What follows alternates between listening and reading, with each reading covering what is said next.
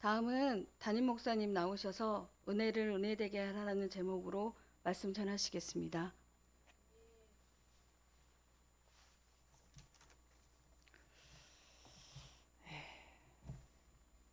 잠시 기도합니다. 좋으신 하나님 감사합니다. 적은 숫자지만 18년 동안 지금까지 새밭교회를 세워왔었고, 세상에서는 가난한 자 같았었지만 많이 가진 자들이었으며, 다른 사람의 모든 아픈 마음들을 싸매고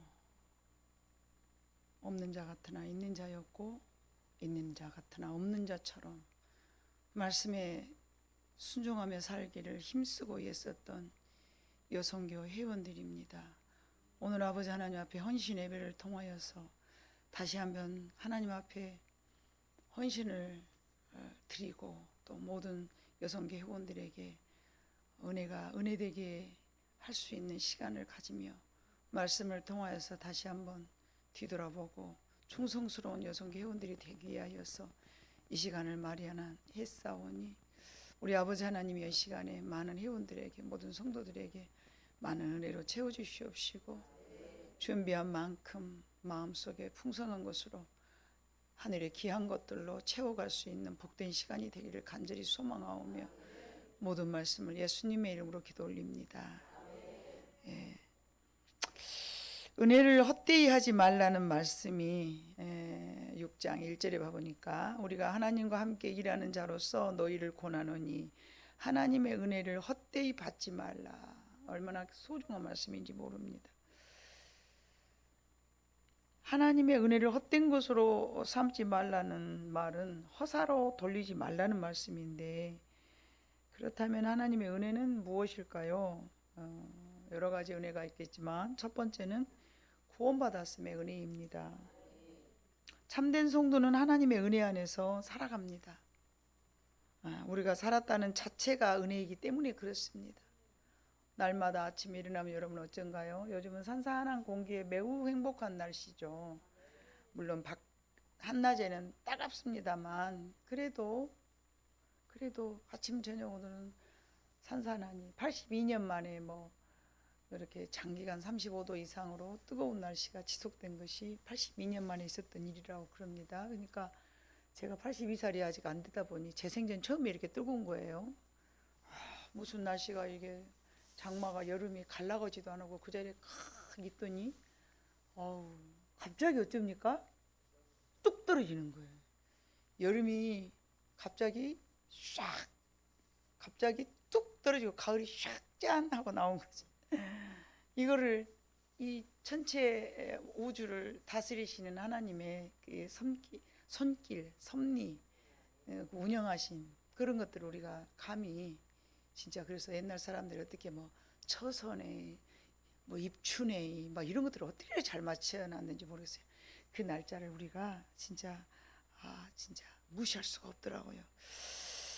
그래서 아침마다 일어나면 산산한 공기가 불어줄 때 여러분 뭘 생각하셔요? 나는 그렇습니다. 나는 다산 인생처럼 하나님 오늘도 호흡을 하고 눈을 떴습니다. 감사합니다.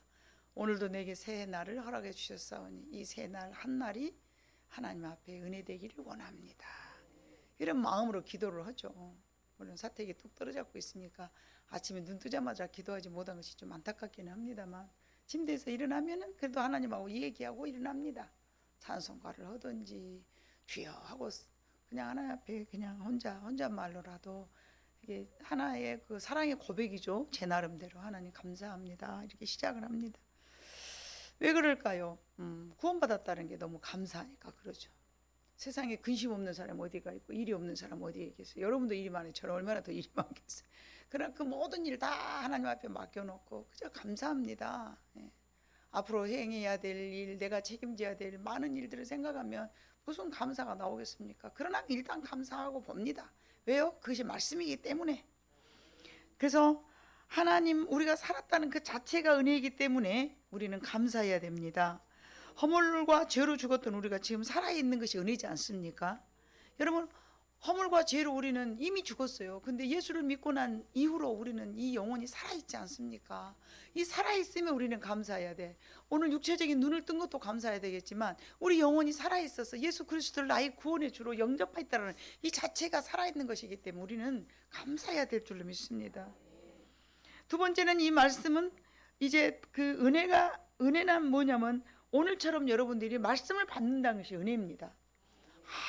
우리 하나님의 말씀, 옛날에도 말씀드렸잖아요. 제가 아니 그냥 귀신이 들었어. 귀신이 들었으니까 그냥 귀신이 든 사람에게는 사도신경이라도 외우게 해주고 싶고, 하나님 아버지 나 좀 도와주십시오, 이렇게 뭔가 좀 그 하나님이라도 불러보라 하려고, 나 따라서 하라고, 하나님 아버지 나 좀 도와달라고, 예수님 나를 도와달라고 그렇게 이렇게 시키는데요. 이 말이 안 나와, 말이. 여러분 그 이해가 가십니까? 저는 제 눈으로 직접 내가 봤고 내가 그걸 시켰던 사람이 장본인이 귀신 들린 사람한테 하나님 아버지 나 좀 도와주세요. 말이 안 나오는 거예요. 말이. 얼마나 마귀가 그 입을 딱 잡고 앉았으면 금매 말이 안 나오냐 말이에요. 여러분 하나님 아버지 도와주세요 한번 해보세요. 얼마나 감사합니까? 이걸 못한다니까요. 귀신 들린 사람은요. 마귀에게 꽉 잡힌 사람은요. 그 말이 안 나와. 안 믿어지시죠? 귀신 들린 사람한테 한번 가봐요. 안 믿어지면 안 돼요. 정말이에요. 그래서 우리가 이게 말씀을 받는다는 자체, 하나님 아버지를 부른다는 이 자체, 이게 은혜인 줄로 믿습니다. 이 말씀은 바울이 고린도 교회에 주신 말씀이자 오늘 우리 새박교회에 주신 말씀인데, 이 말씀 우리가 하나님과 원수되었을 때에 화목해 되었다라는 얘기이고, 또한 화목해 하는 것이 우리들의 사명이라는 얘기를 오늘 고린도후서 6장 1절로 10절에 있는 말씀을 바울 사도가 고린도 교회에다가 전한 내용입니다. 그래서 이 말씀을 받은 우리는 그 은혜가 헛되이 여기지 말라는 바울 사도의 말씀을 여러분의 마음속에 되새김질하기를 바랍니다. 이 은혜는 세상 어떤 것들과 비교할 수 없을 만큼 큽니다. 지금은 우리가 가장 여러분 솔직히 말해서 은혜 받은 것이 너무 감사하고, 나는 은혜 받은 사람으로서 정말 이것이 무엇보다 더 귀하고 이것이 가장 크고, 매 순간마다 그거 생각합니까?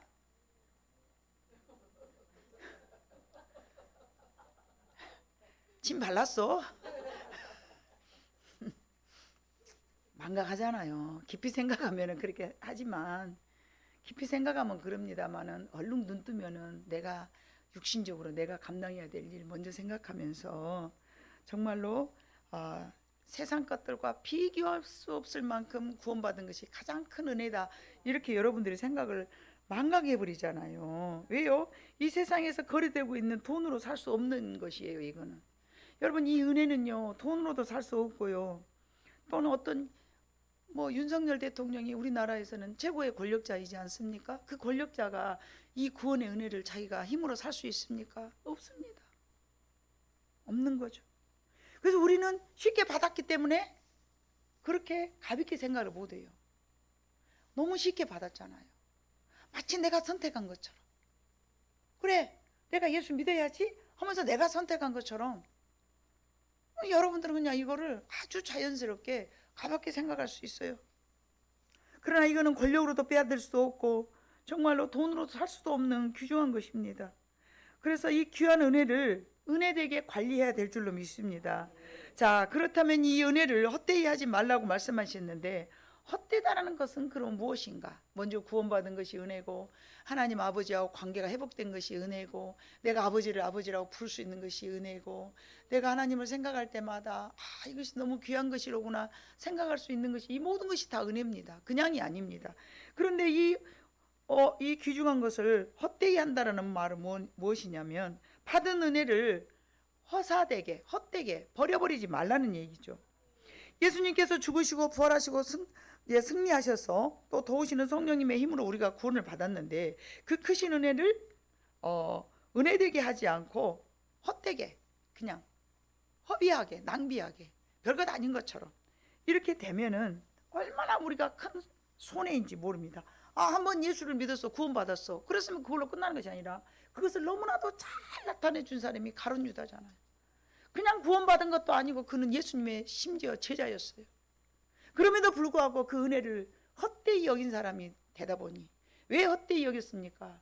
물질보다는 그 나라와 육신을 위한 이스라엘 유대인들의 그 나라가 보여지는 나라가 회복되기를 원했던 자기의 어떤 욕망, 그것보다 하나님 앞에 받은 그 은혜를 더 값없이 여겨버렸기 때문에 그것을 헛되게 여겨버린 거예요. 헛되게 여겨버렸어요. 그럼 오늘날 우리가 예수를 믿는다고 해서 모든 사람들이 가장 이것이 은혜를 은혜되게 여기면서 삽니까? 은혜를 헛되게 여긴 사람들이 오늘날 너무나 많습니다. 설마예요. 설마 그런 일이 일어난 거예요. 그래서 예를 들어서 여러분, 사업을 열심히 시작하지만, 사업을 다 성공하려고 시작하지만 사업에 어쩝니까? 실패하는 경우가 있어요. 사업뿐만입니까? 인생의 관계도 그러지 않습니까? 수많은 관계가 있는데 조금 맺을 때는 우정을 또는 뭐 좋은 가정을 이루어보겠다고 열심히 잘 했지만 실패하는 경우가 있어요. 실패하는 경우가 있죠. 근데 그걸 우리가 마음대로 나는 실패해야 쓰겠다 그렇게 작정으로서 실패합니까? 하다 보니까 실패를 한 거예요. 하다 보니까 성공하지 못한 것들이 뭐 공부도 마찬가지잖아요. 내가 이 지식을 쌓아서 내 인생에 큰 도움이 돼야 되겠다 하고 뭐 서울대까지 나왔어요. 서울대 법대 나온 사람, 자살한 사람 내가 옛날에 이야기 여러분 2번이나 했어요. 서울대 법대 들어가기 얼마나 힘듭니까? 근데 거기 갔다 나오고 꼴깍한 것이 자살을 했어요. 이 청년이. 어머니가 환장을 할 일이잖아요. 서울대 법대 갔을 때 얼마나 기뻤었고 그 부모는 얼마나 천군만마를 얻은 것 같이 여러분 행복했겠습니까? 근데 그 행복도 잠시 그냥 아들이 물에 빠져 죽어버린 거예요. 바닷물에 풍덩 빠졌어. 모든 것이 내게 왔지만 내게 그 온 소중한 것을 소중하게 여기지 못하면은 그냥 놓치는 경우가 있더라는 것이죠. 그것처럼 은혜도 마찬가지.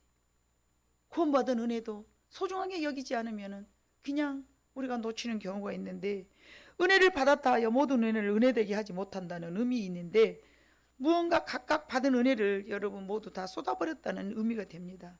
그렇다면 어떻게 하면 헛되게 하지 아니할 수 있을까? 첫 번째, 항상 내가 은혜를 소중하게 여기고 은혜가 너무 귀한 건다라는 걸 깨달아야 됩니다. 이 헛되다는 의미 속에는 깨닫지 못함도 있거든요. 깨닫지 못해. 너무 귀중한 건데 깨닫지 못해. 응? 깨닫지는 못해요. 금덩어리를 주웠는데 그게 금인지 몰라. 그러면 그게 무슨 소용이 있어요, 여러분? 돼지 목에다가 진주 목걸이 걸어주면은 돼지가 알아요? 그래서 잠언에 보면 그러죠. 너희가 진주를 돼지에게 던져주지 말라. 너무나 소중한 이 구원받은 복음을 갖다가 아무데나 예수 믿으시오 하니까 이 사람들이 말귀를 못 알아보니까 예수를 그냥 무슨 아주 그냥 휴지 조각처럼 버려버리잖아요. 복음을요. 모르는 사람들은 그래요. 마찬가지예요. 그래서 우리는 이 얼마나 하나님 앞에 귀한 이 은혜라는 것이 소중한 것을 여러분 먼저는 깨달아야 될 줄로 믿습니다. 십자가 이 의미도 깨달아야 되고, 하나님의 계획하시고 또 실행하신 하나님의 놀라우신 크신 사랑, 하나님의 사랑이 얼마나 크냐, 대단한 하나님의 사랑이 우리에게 임하여졌구나, 이거를 깨달아야 돼.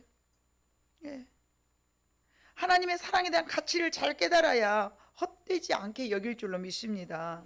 구원의 가치를 모르고 교회에 나오는 사람이 있다면 이 얼마나 안타까운 일입니까? 처음에 여러분 교회 올 때는 여러분들은 처음에 멋담새 오셨어요. 저는 엄마가 가라앉게 왔어요. 막내야 교회 가자, 막내야 교회 가자. 그런 게 주일날만 돌아오면 죽겠는 거예요. 가기 싫어서. 그 어린애한테 수요일까지 가자 그러는 우리 어머니는 참 수요일날 가면 여러분 참 얼마나 설교도 그 목사님 목포 축구동 교회 목사님은 한 번 설교하면 2시간씩 해버려요. 근데 내가 그 어린 나이에 신학을 합니까? 영적인가 합니다. 철학을 합니까? 뭐 인생을 많이 살아서 굽이굽이 뭐 말을 하면은 맞아가 공감이 되기를 합니까? 죽겠는 거예요. 주일날은 그래도 간단하게 예배라도 돼. 수요일날만 되면 아주 미쳐버리겠는 거예요. 막내야 오늘 저녁에 일찍이 와라. 네 그러고 일부러 더 늦게 왔어요. 그러고 이제 핑계를 치는 거예요. 어째 오늘 교회 안 왔냐? 성경책이 없어서요. 오늘 아침에 갈 때 이러면 들고 가라. 그러면 이제 들고 가는 거예요. 들고 어디로 갖다 놨어요? 제가 화장실에서 신문에 싸서 꽂아놓을 때도 있었어요. 왜요? 깨닫지 못하니. 구원받았음에 감사하는 감격을 깨닫지 못했으니까. 소중한 것을 깨닫지를 못했으니까. 지금 절 보고 그거 허락하면 하겠습니까? 예? 치매나 걸리면 모를까 저는 그렇게 안 하고 싶습니다. 왜요? 깨달았기 때문에요. 그래서 구원의 가치를 모르는 그런 사람이 되지 않고 구원의 가치를 잘 아는 여러분이라면 절대로 은혜를 헛되이 보내시지는 않을 것 같습니다. 두 번째는 감사치 않을 때 헛되게 여깁니다. 하나님의 주신 은혜를 감사할 줄 알아야 되는데 하나님께 하나님께서 우리 사람을 만드시고 그 지으신 목적대로 하나님 앞에 영화롭게 해드리고 그래야 되잖아요. 그런데 감사할 줄 알아야 되는데 감사할 줄을 몰라. 예.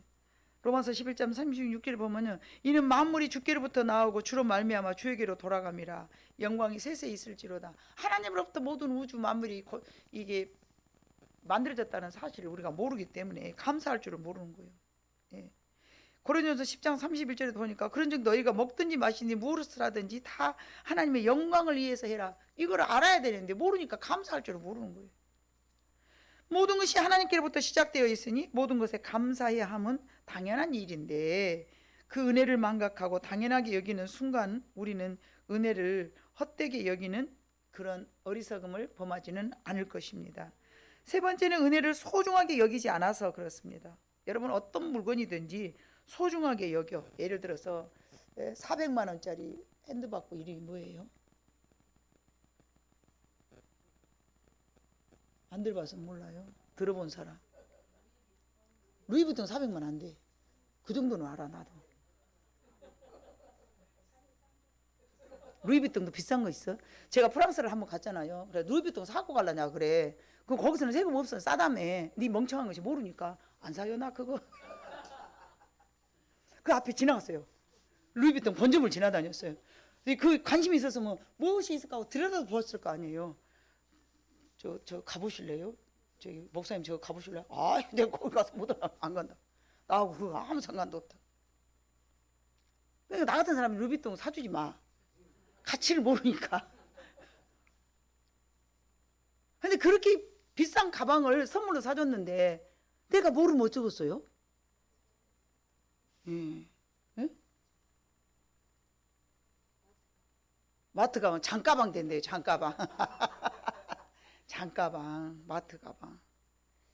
그러겠죠. 그럴 수 있겠죠. 그래서 우리는 굉장히 소중하게 여겨야 돼. 하나님 앞에 구원받은 것과 하나님의 말씀 받는 것과 이거를 굉장히 소중하게 여러분이 여겨야 돼. 막 다이아몬드처럼 소중하게. 정말 소중하게. 여러분 카드 잊어보면 큰일 나죠. 카드 나름이요? 그러겠네. 굉장히 소중하게 여러분 여겨야 돼요. 어떤 물건이든지 여러분 소중하게 여기지 않으면 진짜 막 공부로 다니는 거예요. 내가 예를 들어서 누구한테 선물을 귀한 걸 줬어요. 진짜 예를 들어서 루비통 가방을 내가 사줬다 합시다. 근데 그 가치를 모르고 그 사람들이 함부로 막 장가방 쓰고 그러면 사준 사람이 뭐라고 그랬어요? 도로 뺏어가 버리고 싶어.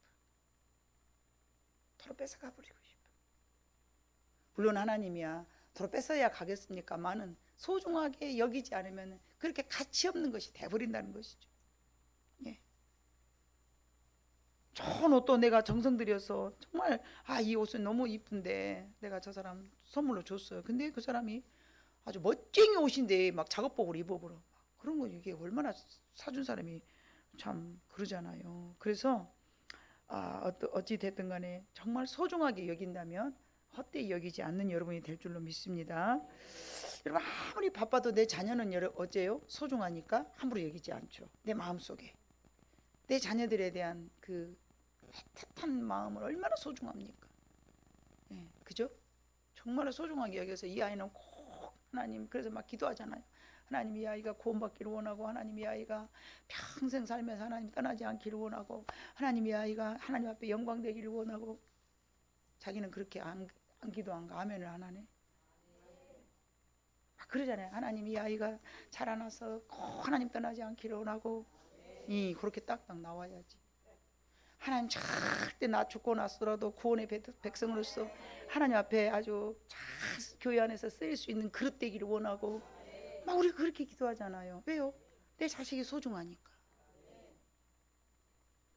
이 남을 위해서 하나님 저희 옆집에 있는 아무개 저 아주머니가 정말 구원받기를 원합니다. 이렇게는 하지만 나 죽고 없는 년에도 저 사람 아주 천국 가게 여러분 그렇게 합니까? 안 하잖아요. 그만큼 내 자식은 소중한 거예요. 내 마음속에서. 그렇게 소중하게 여러분들이 은혜를 간직하시라는 얘기입니다. 자, 이 소중하게 그러면 이제 헛되지 않게 할 수 소중하게 또 여기려면 또 여러 가지가 있는데 소중하게 여기려면은 첫 번째는 하나님의 말씀에 순종만 해봐봐요, 여러분. 그 말씀대로 받들어 여러분 살아봐봐요. 그것이 곧 하나님의 명령이고 하나님은 우리가 세상에서 분주하게 살다 보면은 망각하게 된다는 것을 모르실 리가 없죠. 그러나 말씀은 곧 하나님이시기 때문에 그 하나님께 순종함이란 곧 하나님과 동행입니다. 여러분 하나님과 동행하고 싶으세요? 늘 하나님 말씀에 순종만 해봐 보세요. 그 순간순간마다 하나님 여러분과 동행하고 계시는 거예요. 그리고 이제 그 순종하고 또 동행 말씀에 순종하지만 두 번째는 기대하면서 살아야 돼. 기대를 해야 돼. 농부가 씨를 뿌리고 물을 주고 김을 메고 거름을 주고 북을 돋아주고 또 손질하고 관리하는 것은 뭘 하기 위해서 그러는 거예요? 거두기 위해서, 열매를 맺기 위해서. 봄에 농부가 막 지금 사과나무 심어갖고 오랫동안 막 거름 주고 약 주고 막 관리하는 건 뭐예요? 그 열매를 따기 위해서 그러는 거예요. 하나님께서 우리에게 울며 씨앗을 뿌리게 하시면 반드시 뭐가 있기 때문에 그러는 거예요? 열매가 있기 때문이에요. 지금 여러분들이 울면서 뭔가 씨앗을 뿌리고 있다면 반드시 내가 거둘 열매를 소망하시기를 바래요. 이 소망이 없으면은 그냥 허투루 여겨버려. 그냥 소망을 가지셔야 돼. 하나님께서 어찌 우리에게 인생을 헛되게 살기를 원하시겠습니까? 예? 우리도 우리 자녀에게 야 그거 해봐, 그거 하다 보면 좋아 좋은 거를 애기들한테 가르치잖아요. 하나님도 마찬가지. 야 그거 너 해, 그거 너 해, 반드시 나한테 좋은 것도 있어. 그러니까 우리한테 그걸 요구하시는 거고 또 이렇게 뭐 말씀에 순종하라고 그러잖아요. 그러면은 그 순종하고 하면서 여러분들이 소망을 가지시기를 바래요. 그리고 열매를 반드시 기대하시기를 바래. 소망도 없이 열매도 없이 막 하니까 하다 보면 그만하기 싫어. 그리고 내가 잘 가는 거예요, 못하는 거예요. 소망은 우리의 종착역이에요. 거기를 향해서 달려가는 거예요. 얻어질 때까지. 세 번째는 하나님을 절대 우리에게 때를 놓치지 않기를 원해요. 왜냐하면 지금은 심을 때입니다, 여러분. 구원의 마지막 날이 임하기 전까지 우리는 심을 때입니다. 개인의 마지막 날까지, 구원의 마지막 날은 온 인류가 동일하게 있지만 개인마다 마지막 날이 있잖아요. 그 마지막 날까지는 우리는 심어야 돼요. 그래서 그랬죠. 죽은 사자보다 살아있는 개가 더 낫다. 그런 의미로 봤을 때 죽어버린 다윗보다 오늘 여러분이 더 낫다고요. 왜요? 심을 수 있으니까. 다윗은 더 이상 심을 것이 없어요. 근데 여러분은 심을 수 있어. 아멘. 날마다 좋은 것을 심기를 바랍니다. 모든 때는 하나님께 있고 우리는 그 때를 모르지만 지금 심어야 하는가 보다 하고 심어. 지금 내가 심을 때구나. 그러니까 그냥 하나님 제가 언제부터 기도했는데 열매가 안 보여요. 뭐 그렇게 하지 말고 그때는 오직 하나님만 하시니까 포기하시지 말고 늘 지금은 심을 때구나 그러고 심기를 바래요. 그래서 날마다 이제 심다 보면은 내 삶이 아니라 내 마음대로 사는 것이 아니라 이제 하나님의 뜻대로 이제 하나님의 뜻을 위해서 우리가 살아가죠. 하나님께 영광을 돌리면서. 그래서 될 수 있으면 많이 심어야 될 줄로 믿습니다. 좋은 거 심어야죠. 과거에 우리가 뭐 심었든지 나쁜 거 심었으니까 오늘 나쁜 거 거둔다면 오늘 좋은 걸 심었으면 반드시 좋은 걸 거둘 때도 있지 않겠습니까? 그 좋은 것을 반드시 심으시기를 바랍니다.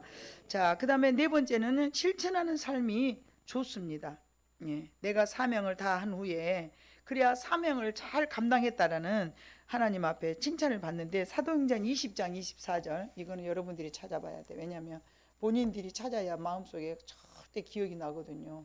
사도행전 20장 24절 말씀 다 같이 한번 한 목소리로 읽어보도록 하겠습니다. 223쪽 다 찾으셨으면 함께 있습니다. 시작. 내가 달려갈 길과 주 예수께 받은 사명 곧 하나님의 은혜의 복음을 증언하는 일을 마치려 하면은 나의 생명조차 조금도 귀한 것으로 여기지 아니하노라. 이런 마음으로 우리가 사명을 다 감당해야 돼요. 실천하는 거예요. 또 디모데후서 4장 8절 한번 봐볼까요? 디모데후서 우리 디모데전서 디모데후서 4장 8절 신약성경 346쪽 제가 가진 거. 자, 같이 읽습니다. 시작. 이제 후로는 나를 위하여 의의 면류관이 예비되었으므로 주 곧 의로우신 재판장이 그날에 내게 주실 것이며 내게만 아니라 주의 나타나심을 사모하는 모든 자에게도니라. 아멘. 의의 면류관을 주신다잖아요. 이 면류관을 우리는 생각하면서 지금 실천해야 돼. 그래야 하나님 앞에 잘했다고 이 씌워준 이 면류관을 씌워주시는 그날까지 오직 예수님만 바라보면서 실천하는 자가 되어야 됩니다. 그게 바로 은혜가 은혜게 되는 것이지요. 은혜를 중간에 망각하거나 잃어버리거나 값없는 것으로 취급하거나 세상 것과 바꿔버리면 가룟 유다처럼 은혜는 은혜되지 못하고 은혜를 헛되이 여기는 자가 되고 만다는 것입니다. 오늘 우리가 본문을 이제 여러분 다시 한번 봐보실까요? 본문 고린도후서 6장 4절부터 10절까지 여러분 다 함께 읽어봐요. 얼마나 이 말씀이 여러분들에게 힘이 되고 위로가 될 줄로 믿습니다. 같이 읽습니다. 시작.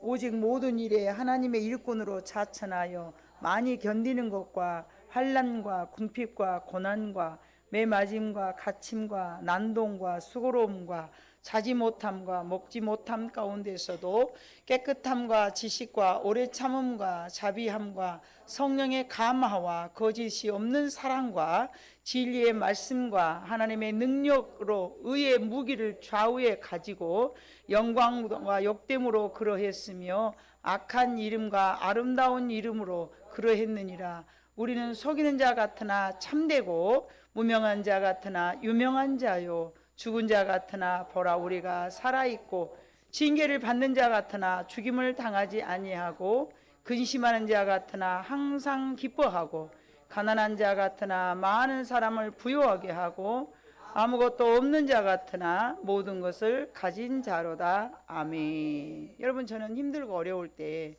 특별히 10절 말씀 9절 10절 말씀이 저한테 너무너무 위로가 됐어요. 그래요. 하나님 세상 사람들은 나를 보고 무명한 자 같았지만 하나님 앞에서는 내 이름이 있는 사람이었으며 남들 앞에서는 내가 죽어버린 사람 같았지만 내 안에 그리스도가 살아있기 때문에 내가 산 사람이며 내가 고난을 당하여서 정말 징계를 받는 사람 같아 보이지만 나는 절대 징계를 받는 사람이 아닙니다. 그러면서 내가 위로를 받았고요. 여러분이 마음속에 항상 근심하는 자 같으나 사실은 예수 안에서 우리가 얼마나 기뻐합니까? 그죠? 근데 이제 왜 근심하는 자 같으나 기뻐하는 자냐? 기도할 때는 기쁨이 넘쳐요. 근데 눈만 뜨고 교회만 나가면 근심이 또 와. 왜 그런 줄 아세요, 여러분? 그것이 내 안에 거하시는 성령님이 여러분들에게 기도할 때는 성령님이 여러분들로 하여금 기도를 하게 하셔. 이게 막 기쁨을 주시는 거야. 기쁨을 막 주셔. 그러니까 막 맞아요. 소망이 생겨요. 맞아요. 그렇게 살게요. 하나님 맞아요. 제가 잘못했어요. 하나님 내가 기뻐하면서 살 거예요. 아멘 아멘 아멘 막 그럴 때는요. 주님이 우리 안에 거하셔서 막 기도를. 그게 결국은 그렇게 된다는 거예요. 근데 눈만 뜨면 또 그 은혜가 어디 가보냐. 그럼 그때는 나로 돌아와 버리니까 그래. 우리 인간은 영과 혼과 육이 있어요. 근데 기도할 때는 성령이 우리에게 가르쳐 주시니까 막 충만해가지고 기도할 때 여러분 다 목사 대합이잖아요. 부흥강사 대합. 근데 바깥에 눈만 떠버리고 바깥에 나가면 다시 집사 대합이잖아요. 그러니까 그거를 이상히 여기지 마세요. 내 안에 성령님이 나한테 이렇게 나한테 함께 하시기 때문에 기도할 때는 천사 같구나. 근데 눈만 뜨면 악녀가 돼버리네. 그러나 그 하나님이 모르실 리가 없어. 그런 우리를 지금까지 사랑하신. 기도했는데 아버지 나는 왜 이렇게 안 될까요? 그거 할 필요도 없어. 하나님이 반드시 그쪽으로 우리를 성장하게 하실 것이니까. 그래서 다시 한번 여러분 10절 시작. 근심하는 자 같으나 항상 기뻐하고 가난한 자 같으나 많은 사람을 부유하게 하고 아무것도 없는 자 같으나 모든 것을 가진 자로다. 이 10절 말씀을 내가 가지고 얼마나 복음을 증거했는지 모릅니다. 정말 아무것도 아니었을 때, 집사 시절에 전도사도 아니고 신학도 안 갔을 때 하나님 앞에 충성스럽게 누가 알아주든 못 알아주든 얼마나 복음을 들고 전국 방방곡곡으로 필요하단다는 아주 어디든지 뛰어다니면서 없는 자 같으나 있는 자처럼 가난한 자 같으나 부유한 자 되어가지고 그러지 마세요. 이렇게 사세요. 저는 16평 월세 살고 앉았으면서 얼마나 이 말씀이 저한테 위로가 됐겠습니까? 우리는 낙심하지 말아야 됩니다. 그래야 우리가 은혜되게 하는 것이지. 이런 말씀이 있음에도 불구하고 소망도 없이 늘 좌절해가지고 또 여러분 교회 앞에서 봉사하고 여성교 회원으로서 교회 안에서 큰 일꾼으로 일하고 있으면서도 아니 참 칭찬도 못 듣고 내 인생에 달라진 것도 없다고. 물론 그런 사람 아무도 없지만 설령 그런 마음이 들어서 어쩔 때는 뒤로 돌아서 버리고 싶고 어쩔 때는 내가 이 봉사 이제 그만하고 싶고 그럴 때가 왜 없습니까? 그러나 여러분 다시 한번 근심하는 자 같으나 항상 기뻐하고 가난한 자 같으나 많은 사람을 부유하기는 여러분이라는 사실을 기억하시고 아무것도 없는 자 같으나 굉장히 많이 가진 사람으로서 여러분들이 그렇게 충만하게 살아갈 때에 우리 하나님께서 여러분들의 모든 그런 생활을 보고 크게 기뻐하시리라 믿습니다. 예요. 반드시 심는 것은 거둡니다. 살아계신 하나님의 입으로 나오는 말씀입니다. 제 말이 아닙니다. 예, 반드시 울며 씨앗을 뿌리는 자는 기쁨으로 단을 거둔다. 시편 121편. 아멘. 그 말씀을 붙잡고 여러분들이 그래요. 아무리 힘들어도 하나님 앞에 받은 그 은혜를 땅에 쏟아버리지 말고 은혜되게 살아가는 여러분